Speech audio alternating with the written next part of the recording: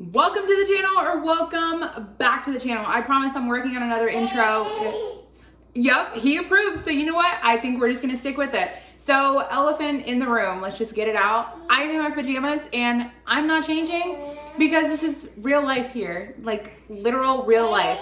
All right, so we're making empanadas. I love empanadas, and I'm gonna be completely honest here. I don't wanna give you guys this recipe. I really don't. I promise you, you do not wanna make this for people that you do not like. They will be back all day, every day. But I'm not frying them, so technically it's not an empanada in a shell, but you can eat this with bread, tortilla chips, on a salad, lettuce, wrap it up in a burrito. It works for everything. It is so good. This is by far one of the best things I've ever made and probably will ever make. It is that good. All right, let's jump into it. Also, did I mention that there's only 6 ingredients? I mean, how can that be bad? All right, now we can jump into it. So starting off, we're gonna use our ground beef. I have 1.21 pounds. Now, I typically make 5 pounds of this and throw the leftover in the freezer. I tell you, it is that good. But just for a small portion for dinner, or actually a pretty big portion, we're gonna do 1.21 pounds, which was $2.30. And I just saw that this is 81% lean. I have no idea what 81% is. I mean, I know what it is, but have any of you guys ever seen that? It's usually just 80-20. Now, no oil, no grease, no nothing. You want it to render out as much fat as possible because you want nice little crispy bits. So over a medium-low heat, you're gonna break this down and just let it cook out, and then we can drain. Now at this point, you don't wanna add any seasonings to this. You just wanna let all of the fat just melt out, because or else it's just gonna be in your grease. Now if you save it and use it to cook something else, it'll be so good, but we don't need it.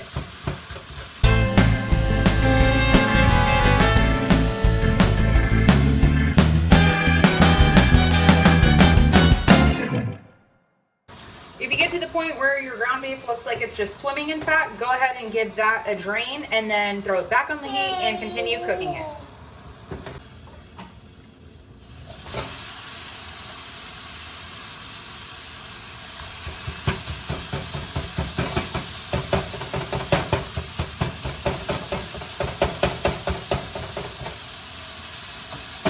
For our second ingredient, I just have 1 small onion. I'm gonna chop off the top and the bottom, slice it down the middle, peel out the little tough exterior. I also recommend saving these little scraps here and throw them in the freezer in like a gallon-sized bag for chicken broth when you have some leftover bones. So we're just gonna make little lines going down. Totally messed that up, but it's okay. Let's put it back together. All right, bring it back together, more slices, chop all the way down, and we're gonna do the same to the other one.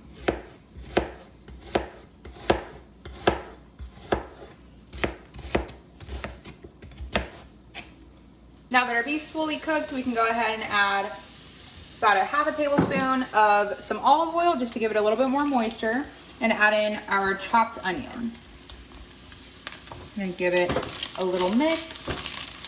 And see, releasing the fat from the pan and just getting rid of it made nice little crispy bits because it wasn't swimming in that fat. So it got a chance to get nice and crispy, which just makes your food taste so much better. So we're gonna let this just kind of get nice and toasty for about 5 to 6 minutes. If your pan gets a little too dry, you can add some more oil, or if you don't wanna add oil, add a little bit of water. The third ingredient are some garlic cloves. I have 6 cloves. Feel free to add more or a little bit less.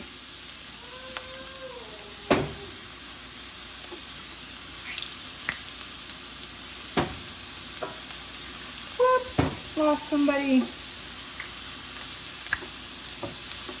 And scrape it down and mix it together. I have a jar of Spanish olives with the little pimentos, so there is no pit in here, which is just what you want. Any brand works. I clearly need to get a different brand. So we're gonna grab a spoon and take them out. Save the brine because the brine is what preserves them, and just throw this back in the fridge. And if you want to add a little bit of like a tart kick to your food, save the brine and just add about a tablespoon of it. I'm gonna get out a half of a cup of olives, add more or add less depending on your preference. And we're gonna chop them in thirds. That looks pretty good.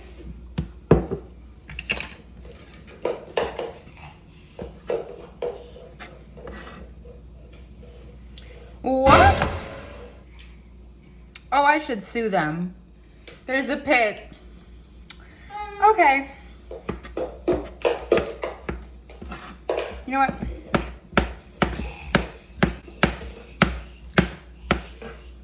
This is what happens when you're hungry. You say, you know what, forget that. Because who has time to chop like 75 of these?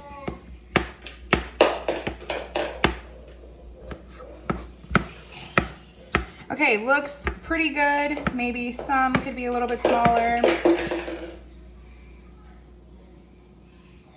And now we can throw that into our meat mixture. Our onions got nice and translucent, which is just what you want. Mix all of that. If you have regular olives without the pimentos, that is just as fine. Honestly, I've used them before and they don't make that big of a difference. So we're gonna turn the heat up just a little and mix that. Now that we have that, we can go ahead and add 2 packets of sazon. Did I really not cut the other one? Okay, great. Now, just, throw that in your food. Okay, both packets. Now, I know you're wondering, where is the adobo? Where is pepper, like powdered garlic, everything? I'm telling you, you do not need it. And if you like your food a little bit more salty, you can add just regular salt, but sazon has a lot of salt in it, so just be careful with that. You want to mix it until the meat is nice and orange, and then after that is nice and orange, we can go ahead and add our last ingredient, which I think is the most crucial ingredient. So I know I said cilantro was a crucial ingredient, and it is. I tell you, your food will not taste the same without cilantro. I am just obsessed. I put it on pretty much everything. So I'm gonna add about a half of a cup. Now, some people don't like to use the stems. I personally love using the stems. I, for one, don't like waste. And 2, they taste exactly the same. I'm gonna go in, give it a nice little choppy chop. And then once my meat is all nice and orange, I can go ahead and add this in. You don't want to add it in too early because since it's a soft herb, it wilts super fast. So you don't want it to become too mushy.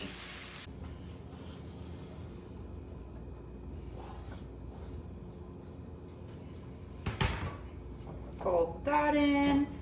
And at first it's going to look like a lot, but it's going to wilt in super nice. Oh, my mouth is watering. I'm salivating like a dog. It smells so good, and I've already tasted it. But I tried it without the cilantro. Not as good because it needs a cilantro. But it is so good. I really hope you guys make this. Like, if you guys just watch my videos and don't make any of this, this is the one thing you absolutely have to make. And if you fry it and put it in a shell, it's even better. But this is the start. This is the key ingredient here is the meat mixture. And it freezes just as well too. Put it in a little plastic food storage bag. Put all the air out. Ooh, let's give it a taste. So hot. Bomb. Yep, that's it. That's money right there. All right, now let's serve it up.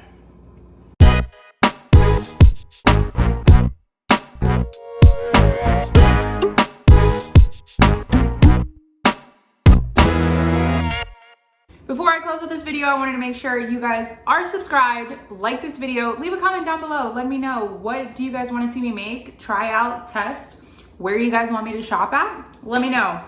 But look at how good this is.